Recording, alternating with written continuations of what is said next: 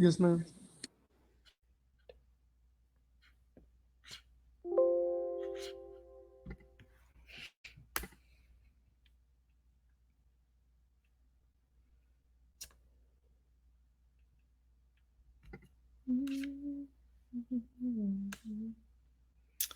Let's see.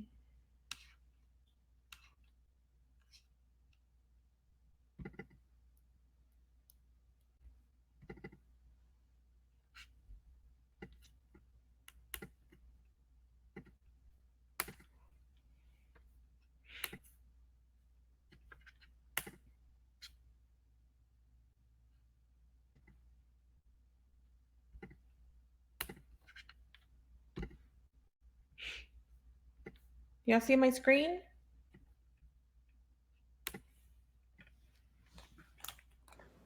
Perfect. And then we are on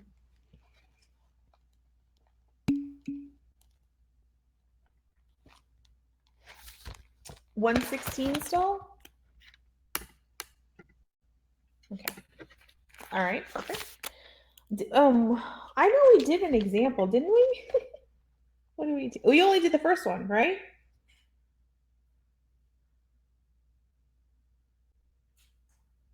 We only did A?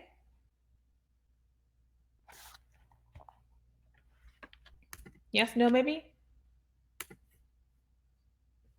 Hello? Okay. Okay, thanks, Jude. Okay, so before we do B, I actually want to add one. Okay, so for the rest of this lecture, I prepped it and I just didn't like the workbook of 8.4. I'm putting in for edits on this. So I'm just going to be skipping around a little bit and adding an example and taking an example out. So just bear with me. Make sure you're paying attention. So before we do B, I want to do B, but before we do it, I'm going to do another one. So you could make this C at the very bottom. Let's say that I wanted X to equal the square root of T and Y to equal 1 minus T. Is that okay? And I wanted to make a table. It doesn't necessarily say it has to be between 2 and 4. So let's make a table for T is 0. Let's start at 0 and go to like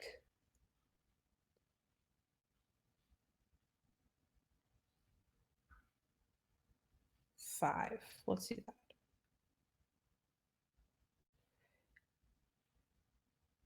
Okay, so I'm just making this out. So I'm going to have X equals the square root of T, and I'm going to make Y equals 1 minus T. I'm going to start T at 0, and I'm going to go to 5. So making the table is not that bad. We're just substituting the values in to the parametric equation. So if you do that, you'll have 0, 1, the square root of 2, the square root of 3, 2, and the square root of 5. And then if I do the same thing with y, I would have 1, 0, negative 1.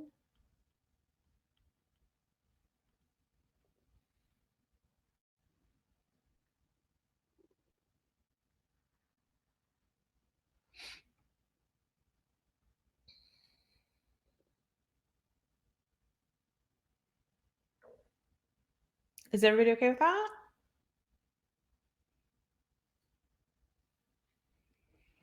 So if you plot the point 0, 1, you get 0, 1, and then 1, 0, 1, 0, right?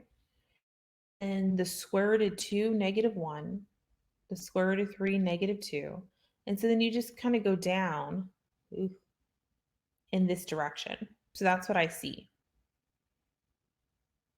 So somebody try it. Go into your calculator, make sure you're in parametric mode. Go to x1 equals the square root of t and y1 equals 1 minus t. Make sure you look at your window and that your t min is at least starting at 0. And I like to do a full rotation of time. So 2 pi as your t max. Ugh. Try and get in my calculator.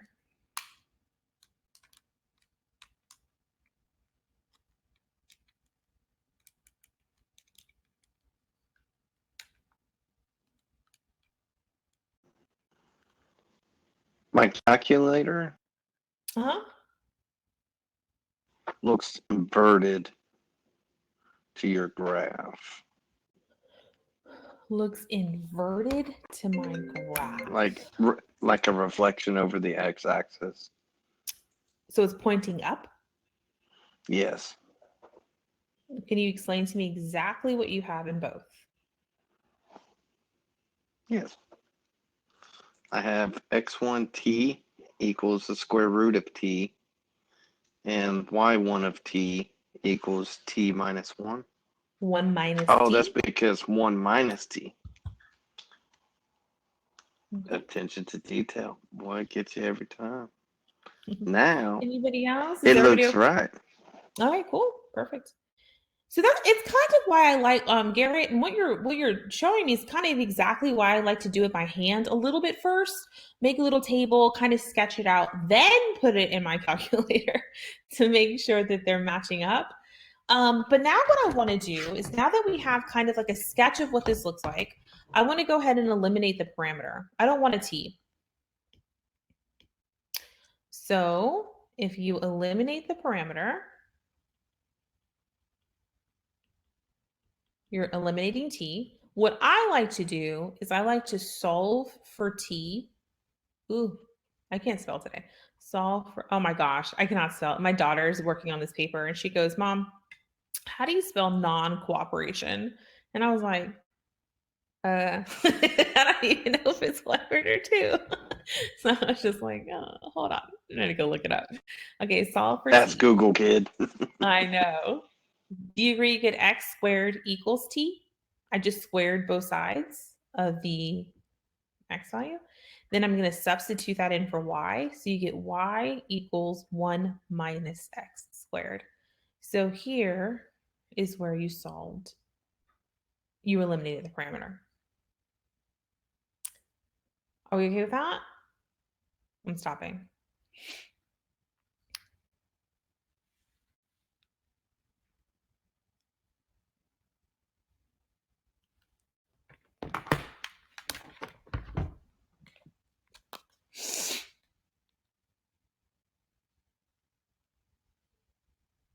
Are we okay? Because I have something to explain, so I just want to make sure we're okay with this part.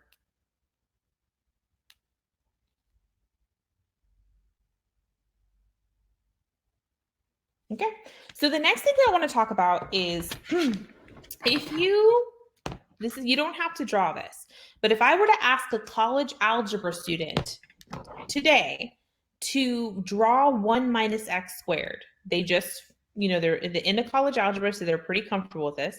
They'll know that this is a parabola that was shifted up 1 unit. Okay, so that's 1. And it's flipped upside down because 1 minus x squared is negative. Do you agree with that? So they would draw you this picture. However, that's not the picture that we see. We only see half of that. Do we agree with that? That's not the picture that we see, is half of that.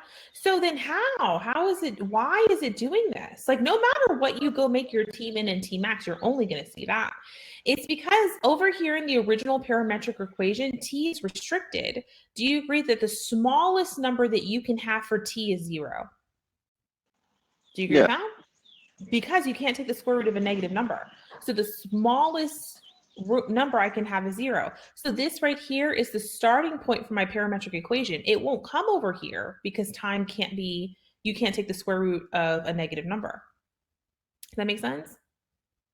And so that's why you only get half the picture. So really your domain and your range are restricted. So what is the domain of this function? Do you agree that your x value can only be between 0 and, I guess, infinity, or wherever it tells you to stop? Maybe I should do it in interval notation. 0 to infinity. And then your range is from negative infinity to 1.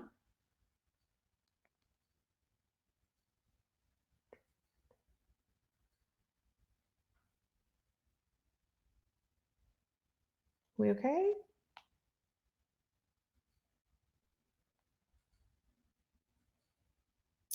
I don't know if it asks you that on your homework, but I wanted to talk about that a little bit. Okay. So what I would write down is basically that t has to be greater or equal to 0. And we know that because of this. You can't take the square root of a negative number. Do we agree with that? Which is going to make x greater or equal to 0. Right? And y is going to be less than or equal to 1. So those are the 3 things that I would know about your parametric equation. Is everybody okay with how we came up with those values? Okay, cool. Moving right along. Oh, and then of course, I should let you see my whole screen today so we can look at Desmos. Something super cool that Desmos does that your calculator won't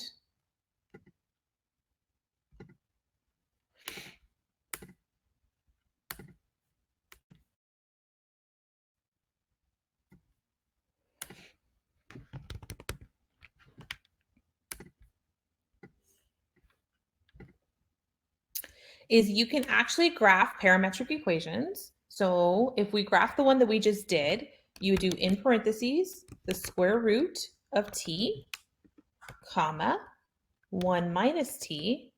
That's okay. Close. And I did a full rotation. So I did 0 to 2 pi. And so then you get this picture.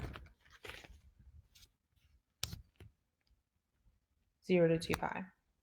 Okay, so that's exactly what you should have saw. Then what I'm going to do is I'm going to come over here and I'm going to graph our, when we eliminated the parameter and we got 1 minus x squared. And look how it covered the red. So that could be a test to see if you eliminated the parameter correctly. Does it make sense? Draw your parametric equation and then your rectangular equation on top of it and see if it covers. If it doesn't, like for example, if I had messed up and said, oh, I think it's 1 plus x squared. Well, you can still see the red. Obviously, your blue graph that is your equation, rectangular equation, is not covering your parametric one. So it's just like a good way to check. Okay, so let's do the next one. Oh, any questions? We're okay? Okay, so then if you do the next one, go ahead.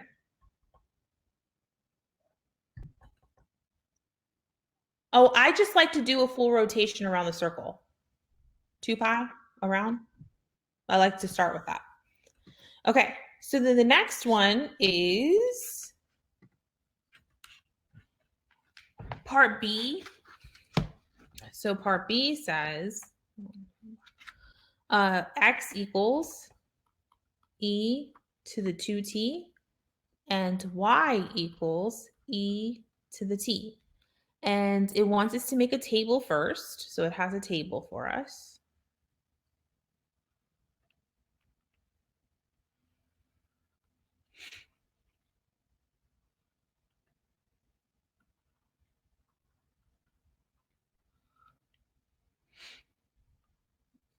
Don't watch me draw this. Start putting the numbers in. Y'all already have this on your table. Start putting the numbers in.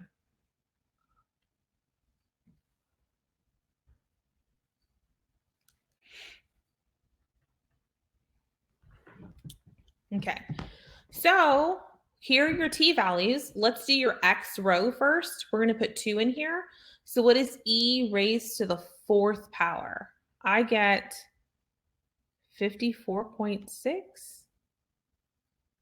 Let's round to 1 decimal place just because I don't have a lot of room. if you put 2.5 in there,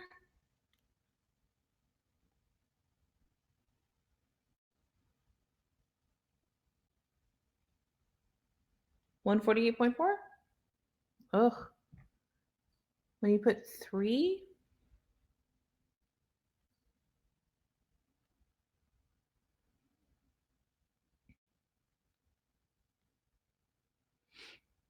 um,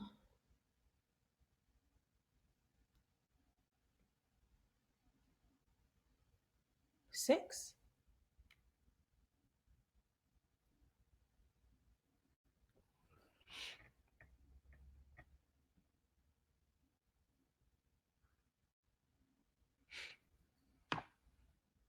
So all I did was substitute those numbers in for t to figure out what x is going to be. And then I'm going to do the same thing for y. So I get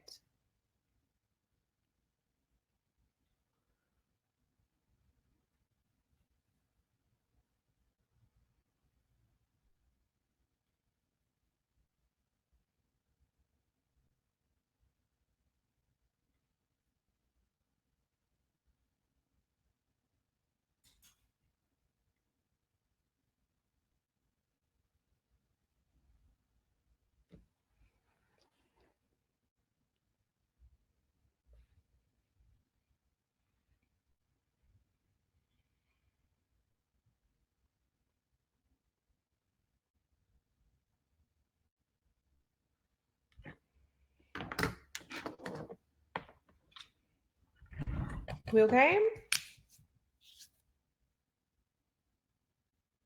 Any questions? No, so far so good. Okay, so everybody's cool with how I got these numbers. Now, the graph that you have on your actual paper, of course, is not to scale. Like if you were to come over here to Desmos and we were to graph this, let me get rid of these. We were to graph this on this picture. I'm going to come over here and I'm going to do e raised to the 2t, comma, e raised to the t.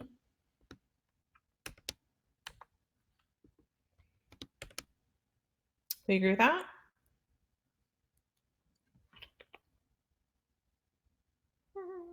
T raised to the t. And then we're going to go from 2, do you agree with that? To 4. Is everybody okay that I fixed my t's? So I'm going from 2 to 4? Where'd my graph go?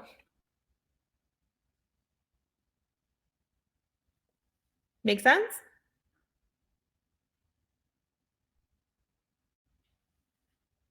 So even if you put it in your calculator and you fix your t's from 2 to 4, you won't see anything. And you're not seeing anything because of the window. So I'm going to come over here and I'm going to fix my window. And the x-axis, if you look at our x number, the smallest number we have is 54.6. So I'm going to change this to like 50. Okay. And then the biggest number we have is 2,981. So I'm going to go to like 3,000. And I'm going to count by 100 or by 50. Let's go. No, 100 is good. And then the y-axis, the smallest number I have is 7. So I can leave that as 0. But the biggest number I have is 54.6. So maybe 60. And I'm going to count by 5s, I guess. Count by 5s. And there's my picture.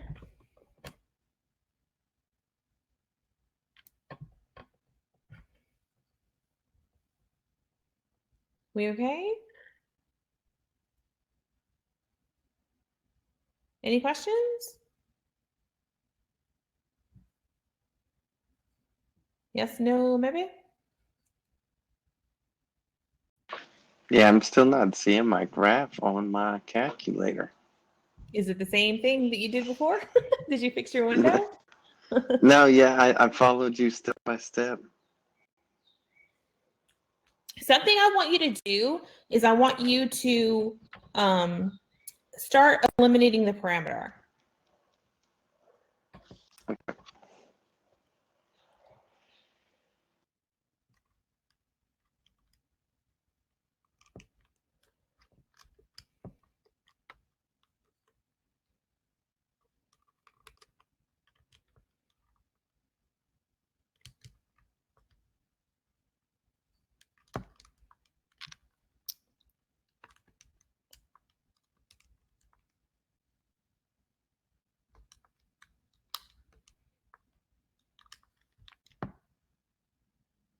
Okay. I just graphed it on my calculator and I see it.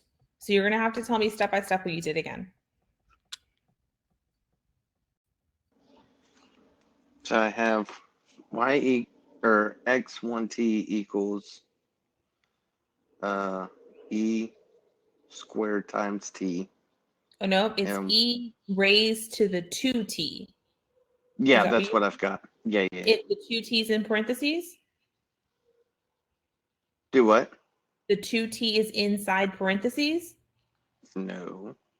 It is. E raised to the 2t?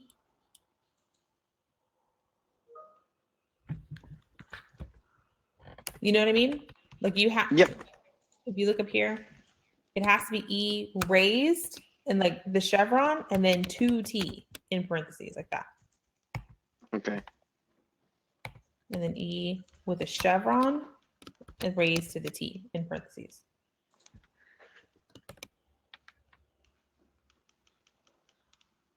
And then you have to fix your window. Yeah, it's not pulling up, and I have it exactly how you have it. What's the window? I've got T min is 2, T max is 4. The step is 7.5. X min 0.5? T step is no 0.5? no 7.5. No, it should be 0.5. 0.5. And there it Because is. they're if you look at your table, it's counting by halves. Okay.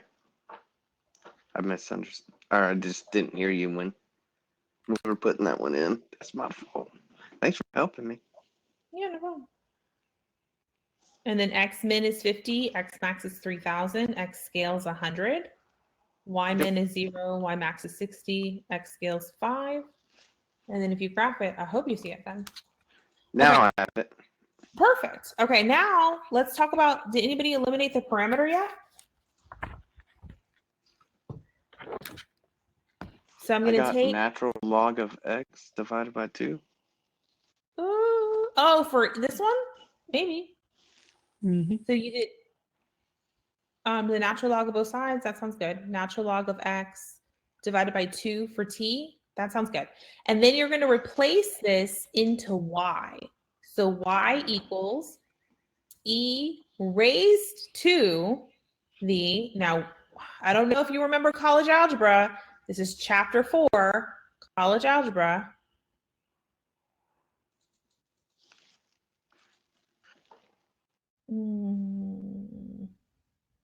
What do you get? With the 2 in front of it? Let's already put the 2 in front of it. Oh, it's just E of t. That's fine. Okay. Okay, so do you agree you get this so far? I just brought the 1/2 that you have to the front. Is that okay? Yeah. Okay. So the E and the natural log are blocking each other right now. There's a 1/2 in front of it. So you can't cancel that out yet. So what you're going to have to do is you're going to put that 1/2 back to be a power. So if you do that, you'll have E natural log of x to the 1/2 power. Now remember, that's just the same thing as the square root of x. But now that your E and your natural log are right next to each other, they cancel. So you just get y equals the square root of x.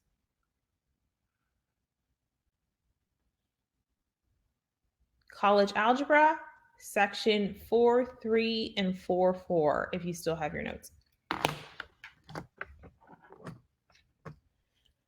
Okay, so we made the coefficient go back to be an exponent. X to the 1/2, of course, can be rewritten as the square root of x. And then E and natural log can still cancel each other out. And so you get y equals the square root of x.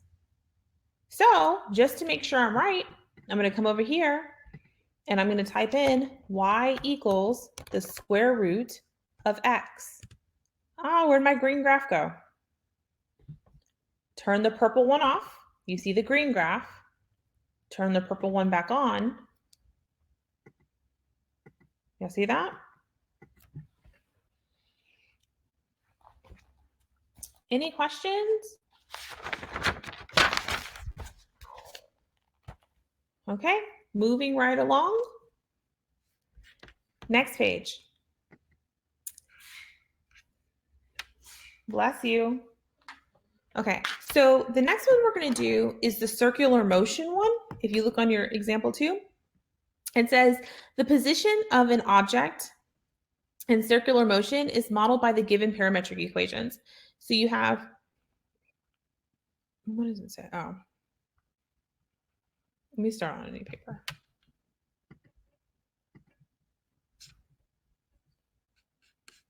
Okay, so it says x, oops,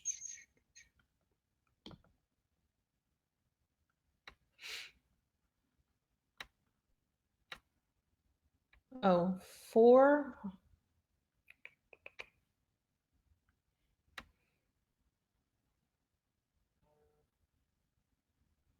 cosine of 3t, and we have y equals 4 sine of 3t, okay? And it wants to know what the radius is, position at t equals 0, orientation, and time to complete 1 revolution.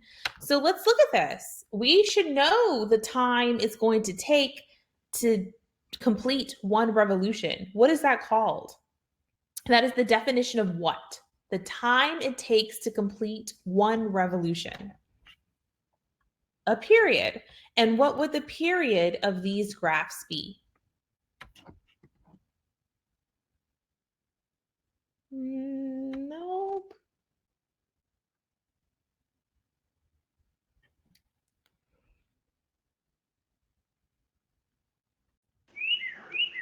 Two pi thirds? Yeah. So time to complete 1 revolution would be 2 pi over 3. 2 pi over omega. Is that okay? Now, I do want to work with you to get this into rectangular form, okay? So whenever you have trig functions here, the first thing that I would do is get the trig functions by themselves. So then do you agree that x divided by 4 would equal cosine of 3t, and y divided by 4 would equal sine of 3t. I'm trying to get this into rectangular form. So with rectangular form, we have to eliminate the parameter. However, if you try to eliminate t right now, if you go back and do the same technique that we did before, the first thing that you would have done is try to get t by itself. Unfortunately, the t is embedded inside of a trig function. So if you tried to get t by itself, you would end up with sine inverse or cosine inverse, and we don't want to make it more messy. So what I'm going to do is I'm going to isolate the trig function, which is what I did. Then I'm going to square everything. Algebra, as long as you do whatever you do to one side, as long as you do it to the other, it's totally legal. So I'm just going to square everything. Oh, not equals.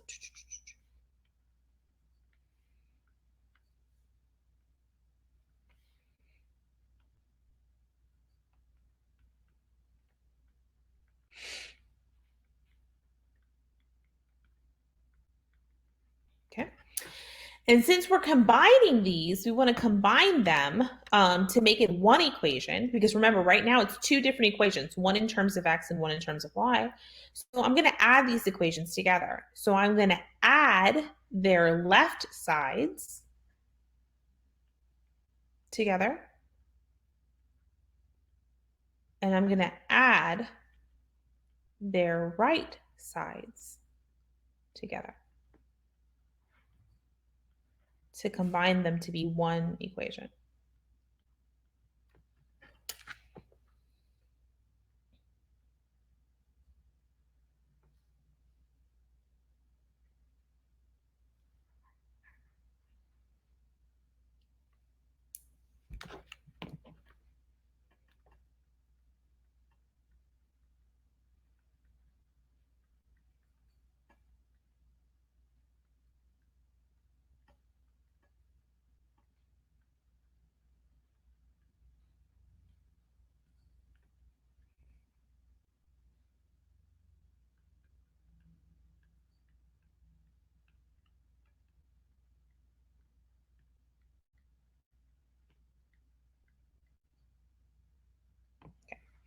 Now, what does cosine squared of 3t plus sine squared of 3t equal?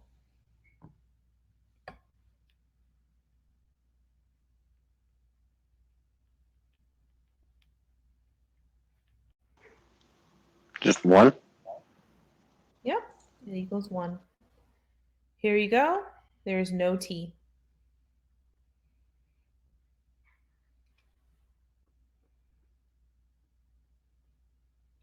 We okay? There's no t. So that's how you would eliminate the parameter.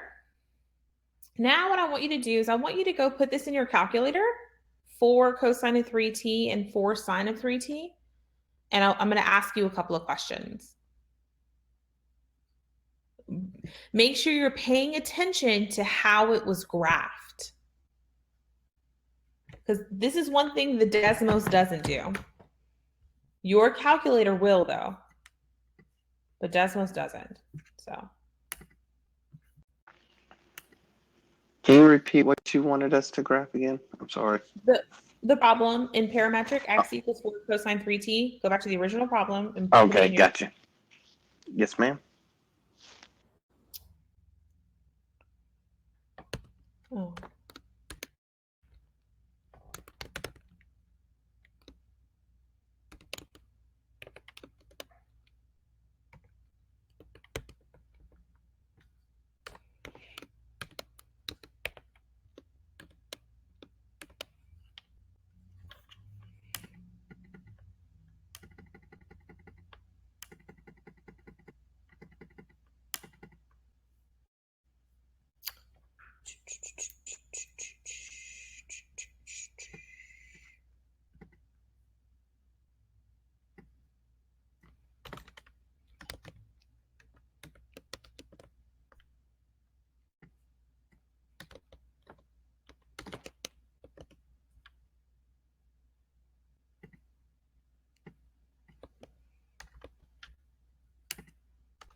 Okay.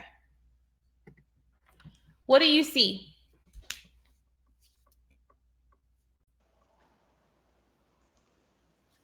I see it. You see a circle. Okay. Do you remember how that circle was drawn? Jude says he sees a circle. That's great. Where did the circle start when you graphed it? See, that's one thing Desmos doesn't do. Desmos just throws it up there. There's your graph. But your graph should have started somewhere and you should have seen the circle take place. Like you should have seen it drawn. For example, when it started to draw, did it go counterclockwise or did it go clockwise? And where did it start when you started to draw it? Everybody see what I'm saying? Maybe you should erase it and then try to draw it again and pay attention to where it starts when it's being drawn and what direction it went in.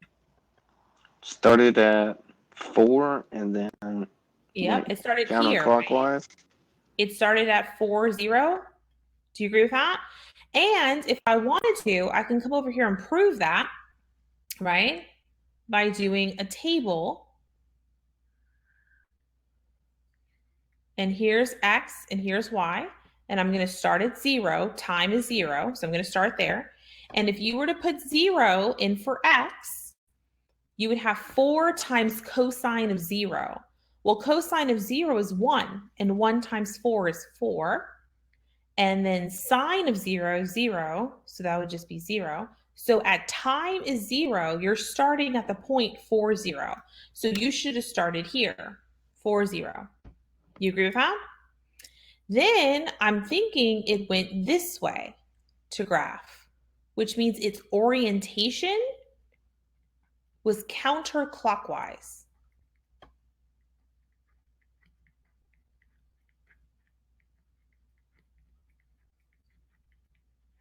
Okay? Your orientation is counterclockwise. It drew it in that direction. So I have a couple of questions for you. Ready? Any questions on what you should have seen when you graphed it?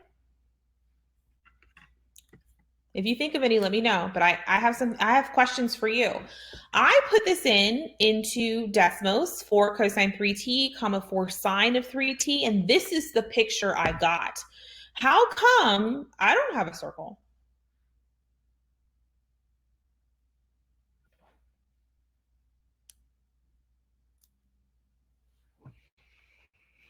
Because you don't have your domain to run a full circle? Okay, good job. We're talking about t, because when you say domain, I'm still thinking x values. So your time. I didn't give it, but no, you're on the right track. But I didn't give it enough time to make a full rotation. So my question to you is, how much time do I need to give it to make it a full rotation? 2 pi. Close. I hope not. 2 pi over 3.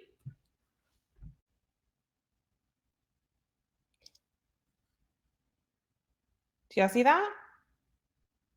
Me doing 2 pi over 3 gave it a full rotation. Now, some of y'all said, oh, but you put 2 pi in and I see a full circle, but it actually went around a couple of times. That's not the smallest amount of time I needed to make a full circle. Does that make sense? Like if I said, hey, pi over 3, I don't get a full circle. Does it make sense? Let's say I said pi 6. Even less time. I didn't get a full circle. How much time do I need to make a full circle? Well, a full period of time. So 2, oh look, if I do 2, almost a full circle, you're almost giving me enough time to complete it. But if you do 2 pi over 3, which is a 1 period, it'll give me a full circle. That's the least amount of time that I need. The smallest amount of time I need to make a full circle. So time to complete 1 revolution would be 2 pi over 3. Is that okay?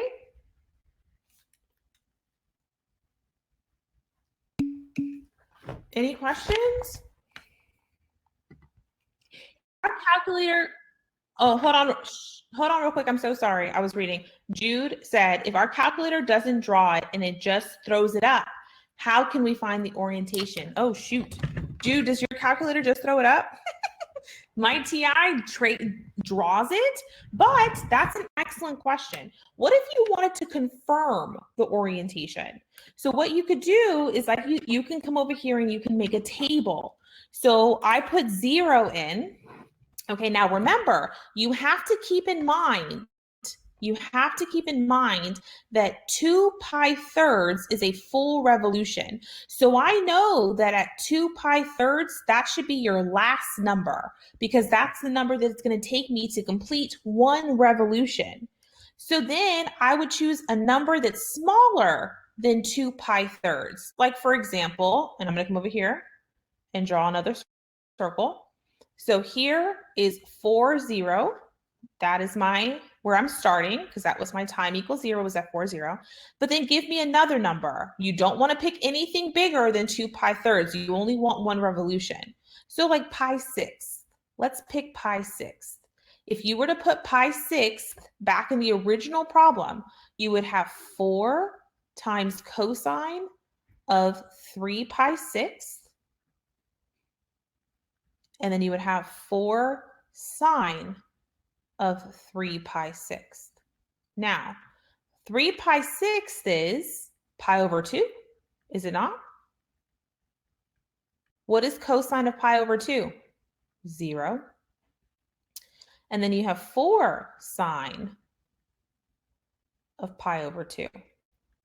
Sine of pi over 2 is 1, so that would give you 4. So when you go to pi 6, that would give you the point 0, 4. So my next point would be 0, 4. I went this way. Does that make sense?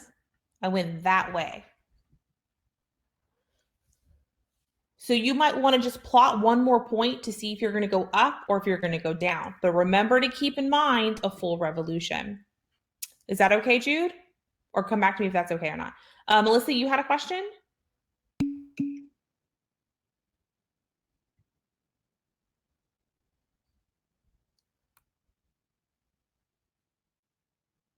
Counterclockwise. Yeah. Clockwise or counterclockwise? Like which way is it going? Anybody else?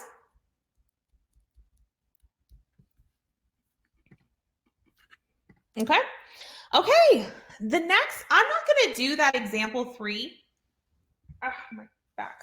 I'm not going to do example 3, that one. I'm going to make up another example 3, which is going to help you a little bit more with your homework and kind of going off of what we said. So scratch that example 3 and we're going to put a new one. Okay. So the one that I want to do is x equals sine squared t and y equals cosine of t. Okay, and I want you to eliminate the parameter. Okay, because everyone was like, oh, I got it when you did this one, but these only cosine wasn't squared and neither was sine. But here you do have to, only one of them squared and not the other one. So what do I do? Right? This is the one I get the most questions about on the homework. So I want you to keep this in mind. Okay, you know that sine squared t plus cosine squared t would be equal to 1. You know that, okay? Now, as you can see here, sine squared t is x. So wouldn't this just be x? X and sine squared t, same thing. Now, y is cosine of t, but this is not cosine of t, it's cosine squared t. So then do you agree that y squared would equal cosine squared t? I squared both sides, which is perfectly legal to do in algebra. As long as you square one side and you square the other, you're fine. So then I can replace this with y squared, and that has to equal 1. So it's the same concept, except over here we had to square both of them. We had to square both of them because neither of them were squared. But this one was already squared, so you're not going to square the x. It's just x. So x, because x is equal to sine squared. So the only thing that you squared was y. So then do you agree that you get x equals, I don't know, solve for y. I guess you can solve for y. You don't have to. This is pretty much your answer. I don't know what it wants you to solve for on your homework. The only thing that you have to do to get something in rectangular form is just to make sure that it's in terms of x and y. Like over here, we didn't solve for y. You just have to make sure it's in terms of x and y, and you're okay.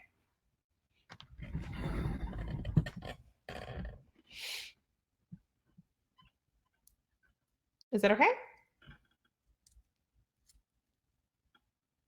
Any questions? No, ma'am. Okay. Okay. Okay. Example 4, I refuse to, I can't do it by hand. Don't make me do it. It says use a graphing device to draw these. So then you're just drawing them. You're going to have fun drawing them. But what you want to make sure that you do, I'm on example 4. What you want to make sure that you do is that you sine of 4t, cosine of 3t. Does everybody see that? And so people put this in, sine of 4t and cosine of 3t. And they're like, well, this is what I see, but it's not matching up with any of the multiple choice answers that I have in my homework. Like, what do I do? Well, you want to make sure that you're playing with your time. You want to give it enough time to graph the entire thing. So I always start with 2 pi. As I was telling, me and Melissa were talking about earlier. 2 pi is one of my go-to to try to do one revolution. And then if you try to jump up to 6 pi, let me show you something. You get the same picture. So here's 2 pi, and then here's 6 pi.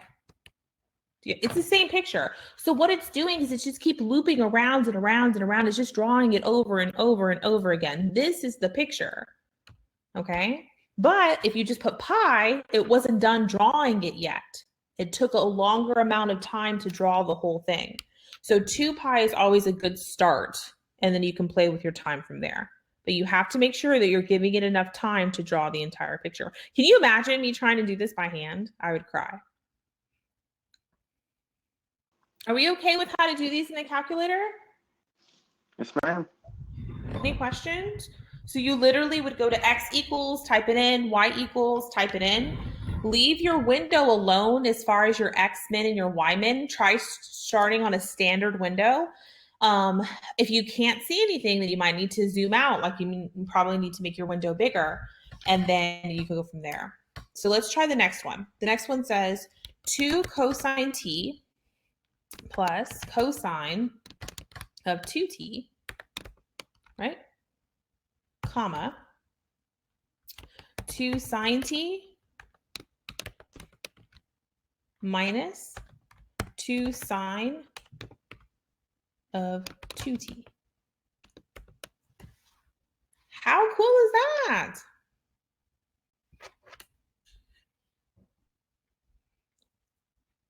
And then I'm just going to jump it up to 4 pi just to make sure that I get the same picture. It's pretty much drawn. It's just going to keep tracing it over and over and over again if you get more time. So this will be the picture. Any questions or concerns? No, yes, maybe? No, Okay. I think I've got it. Moving on from there. The next one that we're going to do, okay, is, let me get rid of this.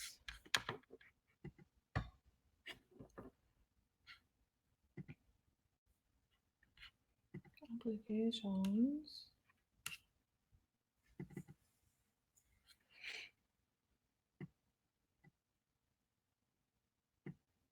Okay. Okay. Can you see my document okay? Yes, ma'am. Okay. So the next one says, okay, don't make this harder. I want you to look at the very top. How do we get polar equations into parametric form? So we were working with rectangular and parametric, but we weren't working with polar and parametric. It's actually super easy. You take the x value and you take the parametric equation and you just multiply it by cosine. That's how easy it is. And then for the y value, you take the parametric equation and you multiply it by sine. And that is it. So for the first example, okay, it says, hey, you have this polar equation, r equals 4 over 2 minus cosine theta. So this is polar. As you can see, it's in terms of r and theta. So you know this is polar. Okay, and it wants us to change it into parametric mode, parametric form. Super easy. It's going to be x equals 4 cosine t over 2 minus cosine t. And then your y is going to be 4 sine t over 2 minus cosine t.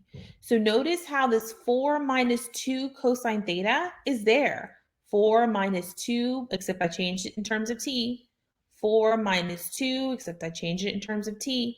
All you did was multiply by cosine and sine, because that's all you do is you have to multiply by cosine and sine to change it into parametric. And then you're done.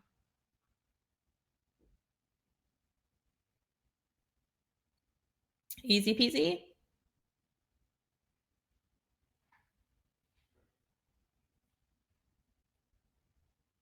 And then I can make you draw it and do all that kind of stuff. But that's how you change it from polar to parametric. Okay. Last example. Path of a projectile. If a projectile is fired with an initial speed and then you have this velocity at an angle of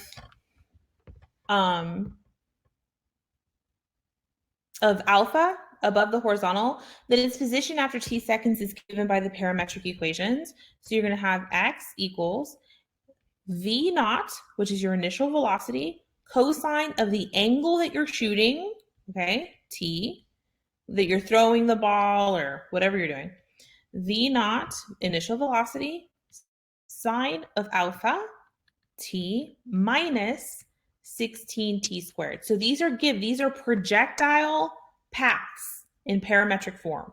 These are formulas, okay? Projectile paths in parametric form. So if you read example 7, it says, referring to exercise 37, which I don't know, suppose a gun fires a bullet into the air with an initial speed of 2,048 feet per second at an angle of 30 degrees to the horizontal. A, after how many seconds will the bullet hit the ground? So I'm not asking how far it will go. I'm asking when will it hit the ground? So then do you agree that that would be a vertical distance? How high it goes, how low it goes. I want it to hit the ground, so that would be a vertical distance. So in part A, you want your vertical distance to be 0 because you want it to hit the ground. Make sense? And so that we know the initial velocity is 2,048.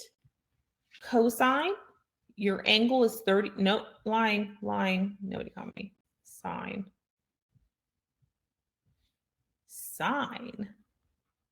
of my initial angle, which is 30 degrees, times t minus 16 t squared.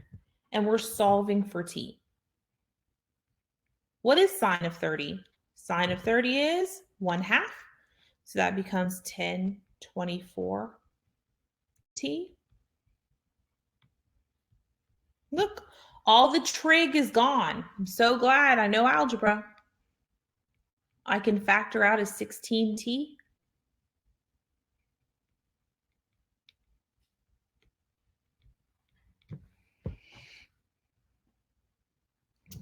And so this will give me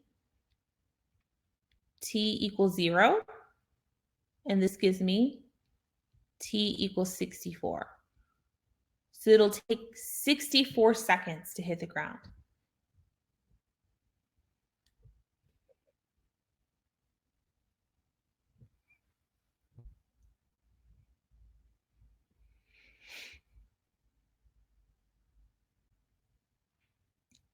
Any questions on when I got anything? This is literally a plug and chug problem.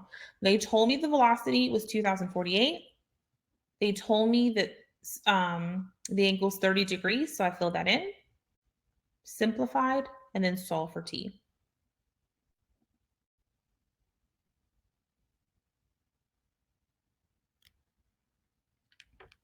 Part B.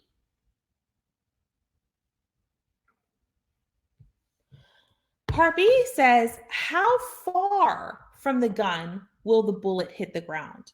So what should I do now? How far from the gun? Solve for x.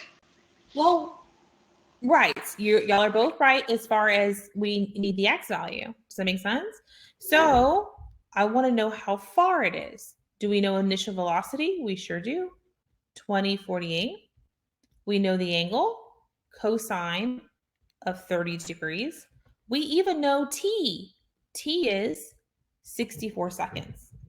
We found in A, right, how long it takes to hit the ground. It takes 64 seconds, it'll hit the ground.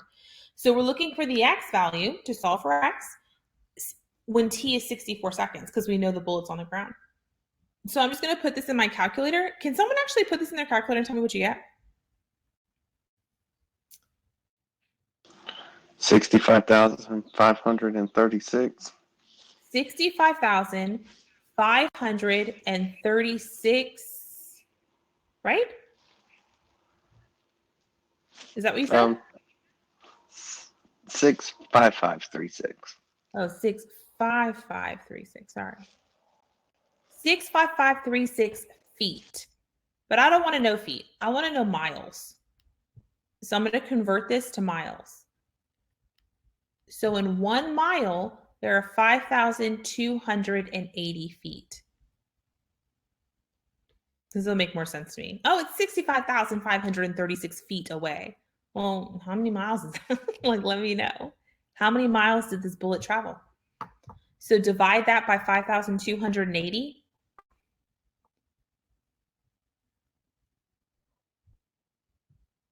$21.5 miles. That's crazy.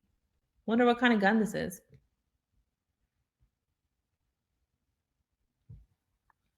Okay, they can travel that far. Can bullets actually travel that far? Ridiculous.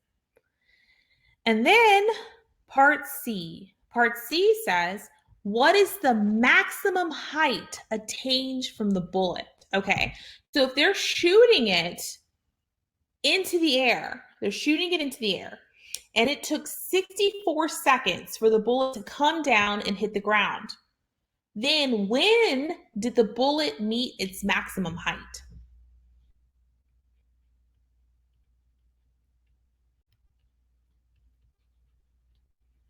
Anybody?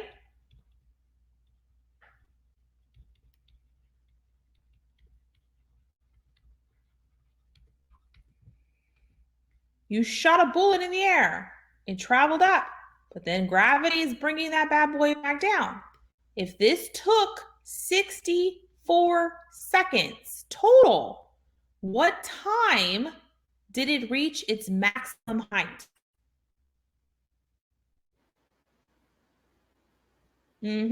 So 32 seconds. This is why I guess y'all saw it better when I drew the picture. So 32 seconds. So then if I'm looking for how high it will be, where am I? Because I don't want to know when. That's not what the question's asking. The question is asking how high. What is the maximum height? What do you have to do now?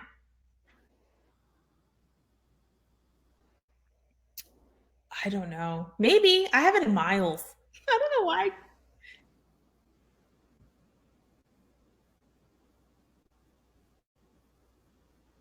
Times sine of 30, right? Times 32 minus 16 times 32 squared. Is that what you said?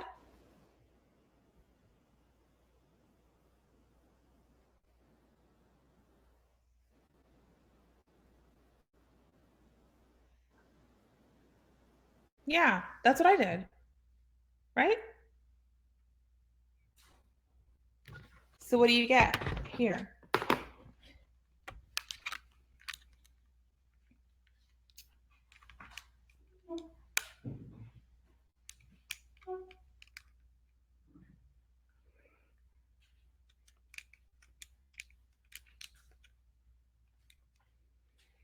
I get 16,384. Is that what I got?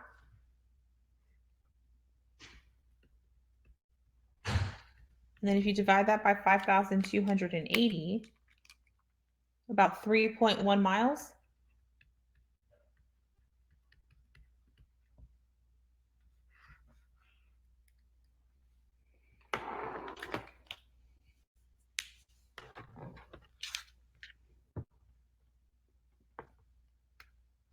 We okay?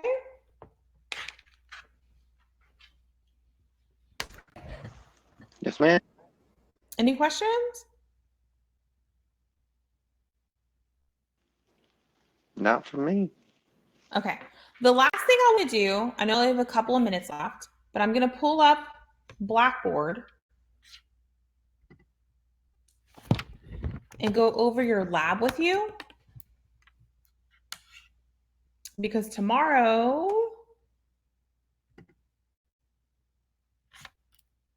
oh, this is online.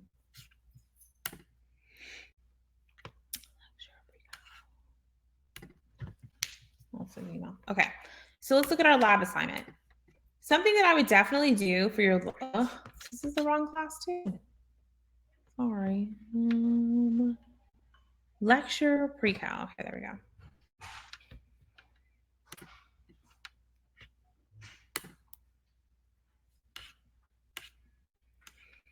I don't think it has this tutorial. It doesn't. Okay, so if you go to your lab assignment, okay, you're going to use Desmos as an artwork canvas. Okay, you must use at least 10 graphs for your drawing. You may use a combination of rectangular and polar graphs. Desmos does this with ease, with at least 5 polar graphs. So you have to have at least 5 polar, okay? Attach the list of equations used as well as your final masterpiece, do not use a previously drawn Desmos project. The purpose of this lab is to explore your creativity. So what you're going to do is you're going to open up Desmos and you're going to come over here. Did I already, you know what? It's pretty self-explanatory. Do you understand what I'm asking you to do? You're going to come over here to Desmos and you have to have at least 10. So let's say that you want to start with y equals x squared. Okay, that's one. And then you want to do, like, you're making a picture. Does that make sense? But you have to have at least 5 polar graphs. The rest of them can be rectangular. If you want to throw some parametric ones in there, that's cool. But you have to have at least 5 polar. So r equals 2 cosine theta. Well, I didn't spell theta right, but it did it. Does that make sense? You have to have at least 5. Draw a cool picture and then take a screenshot of it, okay? And then upload it, and that will be your lab. Okay, now I want to see, I know that art is very subjective, okay? And so I'm not going to take a whole bunch of points off. So it's please attach the list of equations of your masterpiece and please attach picture art here. But if it seriously looks like you just put 10 random ones up there and just let it be, I don't know about that. It has to make a piece of art. I'll let my daughter, who's an art person, grade. Do you know what I mean? Like I've already graded some, and it literally feels like some people just randomly threw stuff, and there was like no cohesiveness to try to even draw a picture. I made a bumblebee. Is that okay? A bumblebee is perfect. Even if you, I don't even know, it's just browsing. Oh, see, I wish there would be some kind of explanation of what I'm supposed to be seeing, because I'm sitting here looking at some of these and I'm like, I don't know. Do you know what I mean? I don't know what it is. Maybe if you take a screenshot, ooh, this is a good idea. Maybe if you take a screenshot and then upload it into a Word document, does it make sense? And then title it what your masterpiece is supposed to be called, like The Bumblebee. Does that make sense? And then attach your work here. That would be better. Do that. Do you hear what I just said? Yes. Is everybody okay? What if I already submitted it? Oh, it's okay. You just told me. I think I'll remember. But that's what I want you to do. Okay. I want you to do it. Put it on a piece of Word document. Title it with the name of your piece so that I can kind of see what you drew. Got it? Any questions about what you're supposed to do for the lab? Was it fun? Dope. So like you'll probably know right off the bat, oh, that's a little bee. Okay. Can we see it? I don't care. This is off topic. Didn't someone like put a banana on the wall, put a tape over it, and called it art? So it isn't. But at least you can see it was a banana. I don't know if a banana's art, but at least we could see that that's what it was. Do you see what I'm saying? If you just, because what happens is with the instructions, and I'm going to talk to them about this too. With the instructions, what's stopping people from just doing a whole bunch of circles and calling it bubbles? Do you see what I'm saying? That's not fun. That's not like it didn't make you think. Like, I want you to try to construct some kind of picture. So that is not going to be as creative as someone who made a bumblebee out of all of these shapes. Do you get it? So I just want to make sure that you're seeing how these shapes go together. Cool, draw that. The skull and crossbones, try to do that. Okay? That's cool. It was meant for something. Jefferson, you set the bar way too high, brother. No, it was meant for something. I know, never mind. It was meant for something else. Okay, so does that make sense? We get it? Okay, wait, there's a question. Yes, Melissa. Sunday. Yeah, your due date is Sunday for whatever chapter we just finished. 8, right? What did we just finish? Yeah. So your chapter 9, chapter 8 is due this weekend along with the lab. All Did you right. not find the bumblebee? I didn't find it. I'm sorry. But what I want you to do is I can find it real quick. But before I let you go, there's going to be no class tomorrow because I have a meeting. So that's good. You'll have a work day tomorrow of to finish chapter 8, 9/9, and then to do your lab if you need to. Okay. So there will be no class tomorrow. We'll start chapter 11, which is the last chapter on Monday. Okay, I found the B. Let me see it. I'm going to look. Everybody want to see his B? Sure. Let me see. Let's see the B.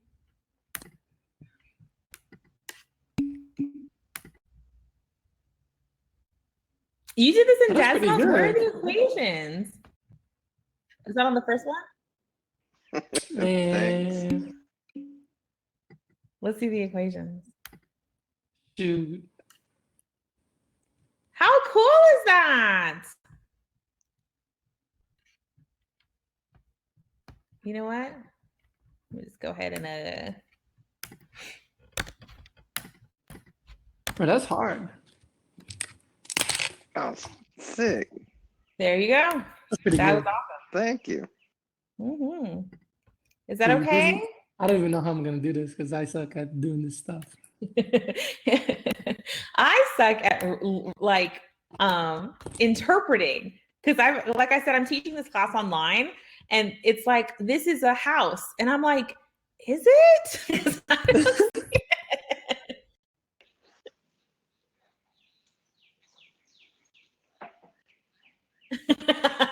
I don't even care. You can call it the angry mouse. Do you know what I mean? Like that's okay. As long as I can kind of see it, I think I'm okay. But if it just looks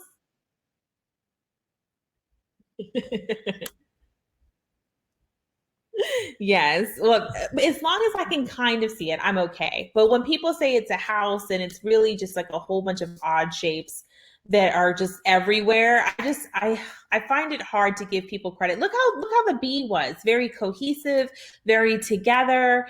And then for someone to say, you know what I mean, just to play with it, like my daughter can come over here and just start putting equations in and trying to get a picture. That doesn't mean that you know pre-cal. Do you know what I mean? So I want you to kind of see what these shapes do and what they mean and what happens when you restrict them. Like that is supposed to be what this lab is about. Cool? Okay. But again, it's going to be super hard for me to fail you. I'm not going to fail you. If you do it, you pass it. Basically, if you do it, you pass it. But I will take off points because I'm going to be the viewer of art and I'm a math person. So it has to look like what you say that it is. Okay. So just keep that in mind. All right. I will see y'all Monday. I'll send out an email, but I'll see you Monday. Okay. Well, we'll start chapter 11. Y'all have a good Y'all weekend. have a good weekend. Thank you. Bye.